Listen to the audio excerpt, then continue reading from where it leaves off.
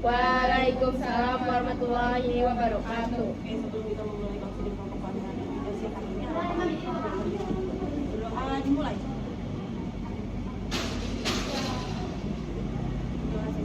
Oke, gimana kabarnya hari ini? Baik banget ya. Oke. Kakak mau tanya nih, udah ada yang tahu belum apa itu konseling kelompok? Kan kakak mau ngelakuin konseling kelompok nih. Udah ada yang tahu belum konseling kelompok kakak? Belum. Oke. Kakak jelasin secara singkat. Jadi konseling kelompok itu adalah suatu proses untuk memecahkan masalah. Jadi masalah kalian itu nanti bakal dibantu oleh konselor atau BPK seperti itu. Nah, di sini di konseling kelompok ini ada yang namanya dua asas, yaitu yang pertama asas keterbukaan sama asas kerahasiaan. Nah, kalau asas keterbukaan itu kalian nanti bebas berpendapat, terus kalian bisa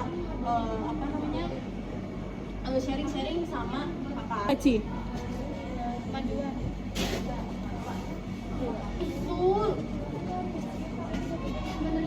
Oke, jadi ikutin apa yang kakak perintahkan. Angkat tangan kanan kalian. Oke, beneran. Nanti ikutin apa yang kakak omongin, oke? Bismillahirrahmanirrahim. Bismillahirrahmanirrahim. Saya sebutkan nomornya masing-masing. Berjanji tidak akan menyebarkan apapun yang ada dalam kegiatan konseling kelompok pada pagi hari ini. Oke, setelah kalian melakukan janji tadi, berarti kalian sepakat untuk tidak berbuat. Langsung saja kita mulai. Jadi konseling kelompok ini kalian menceritakan suatu permasalahan kalian yang kalian alami akhir-akhir ini. Nanti kita akan membahas dua permasalahan atau nanti kita lihat waktunya. Kalau emosinya tidak mencukupi, kita bahas satu permasalahan. Oke, yang pertama Adit, silahkan menceritakan permasalahan yang terjadi atau yang akhir-akhir ini buat Adit.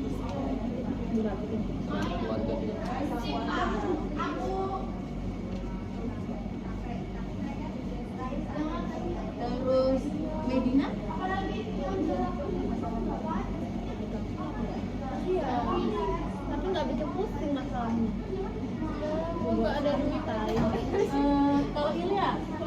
Keluarga juga. Kalau Dina?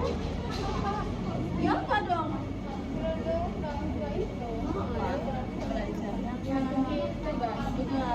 Nggak ada tugas kayak gitu. Ini hari ini harus jujur loh ini. Ya apa kak? Nggak lagi. Tugas yang Iya nggak ada tugas. yang lalu-lalu. Oh Siska? Ya nggak dipikirin tapi kepikiran. Ya, Berarti nggak kepikiran juga. belum kepikiran. Enggak. Kepikiran. Oh, kepikiran omongan teman. Ya, tanggapan intinya. Tapi kalau cerita nangis gimana? Habis itu kalau Anissa masalah sendiri. Terus yang terakhir Nadira.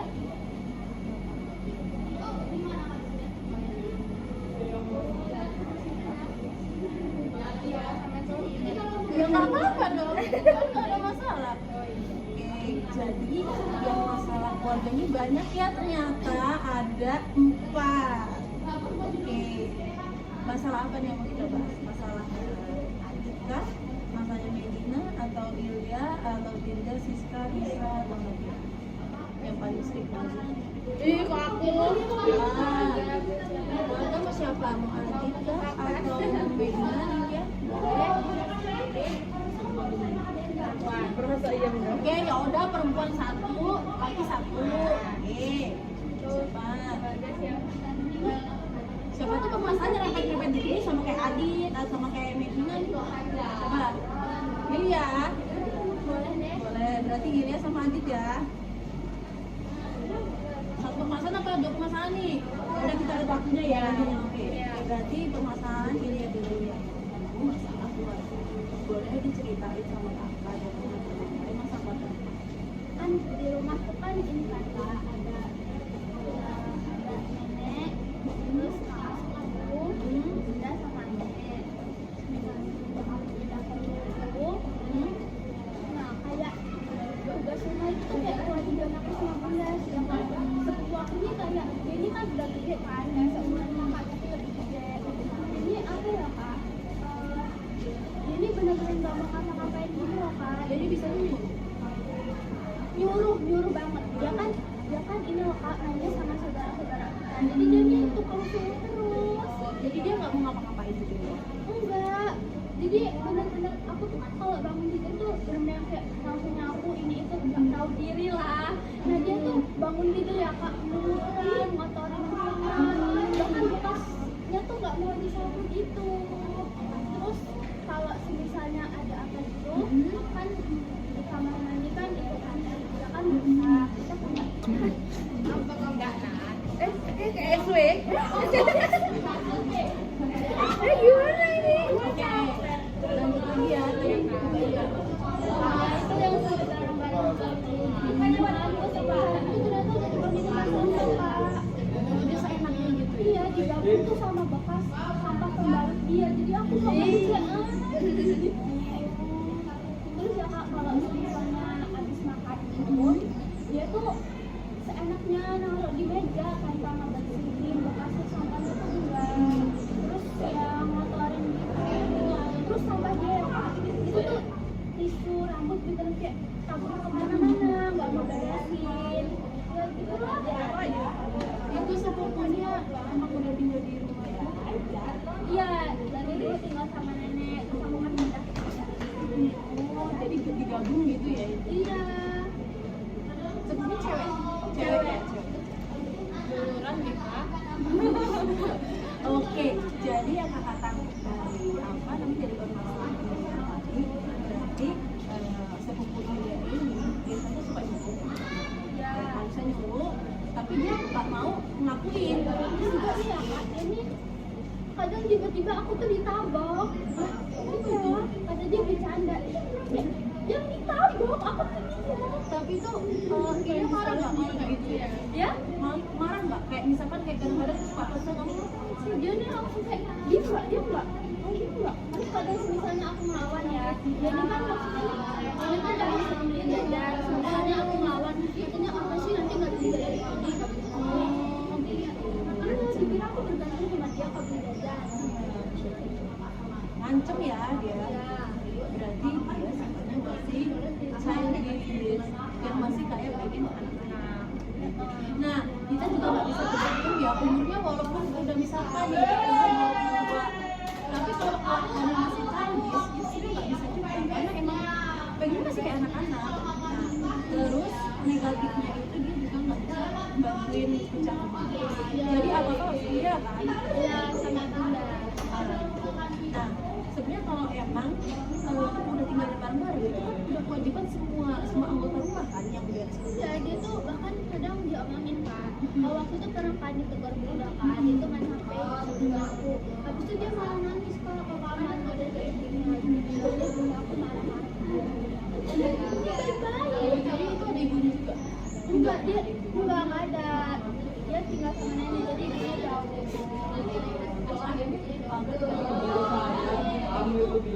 Responnya apa? Respon ibunya? Jadi ya cekcok lah Kak. Iya. Cektoknya sama bunda ya apa iya? Awalnya dia marahnya ke bunda, tapi malah ikut ngediemin aku diemin dia. Jadi bundanya sepupu Julia ini malah membela kelakuannya anaknya daripada Iya. jadi dia tahu dari omongan anaknya bukan dari kenyataan aslinya. Iya. Yang kenyataan aslinya kan Anaknya ini ceritanya dia sambil nangis-nangis gitu loh. Jadi Oh, dramatis. dramatis. Ya. Biar dipercaya sama orang tuanya sama mamanya. Iya. Oh, gitu. Oke, jadi dari permasalahan Tilia ini sebenarnya yang pertama misalnya nyuruh, yang membantuin. Yang kedua, dia juga gak ada namanya rasa ingin membantu. Iya. Gak ada rasa. Nah, habis itu dia suka ngancem. Walaupun dia suka ngasih jajan ke dia sama siapa, ke bunda gitu kan. Tapi ngancemnya nanti gak dibeli. Padahal dia suka kan, kayak tadi contohnya ditabok gitu. Padahal dengan kosakata bercanda, padahal itu sebenarnya kalau udah ditabok, udah main tangan kayak gitu sebenarnya itu bukan bercanda. Itu kayak apa ya? Kayak itu nyakitin Ilya malah kan. Secara fisik. Sebenarnya terus respon Ilya kalau setiap hari ya Ya. itu responnya gimana? Gedek sendiri kan? Deket banget. Terus apa yang pengen Ilya ungkapin tapi Ilya tuh nggak bisa ungkapin sama dia apa? Ya mengungkapin ke dia sih Kak. Terus ungkapin ke siapa aja? Ya ke bunda. Jadi kalau kenapa-napa ya ceritanya gitu. Tapi kamu nggak merasa kayak pengen bantuin dia, terus kayak pengen kayak merasa kalau dia ngelakuin hal yang seenaknya tuh dia bakal nyesel sendiri, dia ada pikiran kayak gitu nggak? Nggak tahu sih, minta maaf gitu. Iya tapi kadang juga yang aku tiba-tiba sokap gitu langsung ngomong tapi aku kadang kayak kecil gitu. Oh gitu. Ya dia suka berubah-ubah ya gitu. Iya. Berarti anaknya nggak konsisten. Nggak Iya. konsistennya gini. Dia kan kalau bisa dibilang itu kan udah umurnya lebih dewasa dari dirinya juga. Nah, seharusnya dia juga bisa membantu dirinya. Karena otomatis kalau perempuan kan biasanya udah tahu kerjaan rumah. Apalagi dia udah tinggal bareng-bareng. Anggotanya kan banyak keluarga.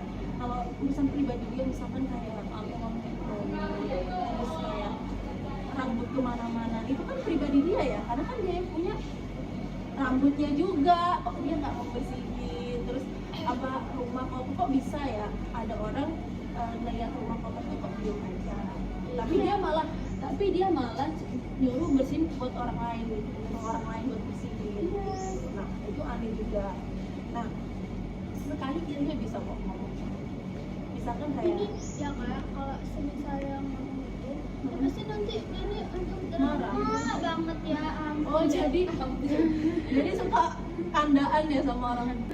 Aku suka Bimbingan kelompoknya tinggal satu lagi, tapi posisinya masih ada 2 lagi. Nggak bisa diselesain. Nggak bisa, soalnya kan kalian waktu dibatas. Soalnya kalau nggak begitu kalian nggak bisa dibikin. Oke, karena bimbingan waktu dia nggak bisa banyak lagi, jadi aku sampaikan masalah dia tadi. Bisa jadi dia tuh emang tipikalnya anak kayak gitu, tapi anaknya seperti itu harusnya dia dapat teguran yang harusnya lebih keras. Walaupun dia ngadu sama orang tuanya, ini juga bisa kok ngasih bukti kalau emang anaknya tuh seperti ini kan. Jangan cuma berdasarkan mulut ke mulut. Kalau mulut ke mulut tuh otomatis kayak ini orang kadang-kadang percaya, kadang-kadang enggak. Ya kan ada cowoknya juga Kak. Sama aja percaya sama Percaya. Ya itu cowok kalau udah bucin juga kayak gitu sih. Iya, jadi cowoknya ikut musuhin aku, ngejelek-jelekin aku. Jadi dia mendukung gitu, mendukung pacarnya itu. Jadi yang kakak tangkap di sini, anaknya nggak mau sadar diri, Iya. nggak mau sadar diri. Padahal dia salah. Iya. Benar. Oke. Mungkin waktunya udah mau habis. Kita cukup aja, nanti kita lanjut minggu depan. Oke? Kan kalian juga mau istirahat. Oke. Mungkin pertemuan selanjutnya kayak gini ya. aduh rumah.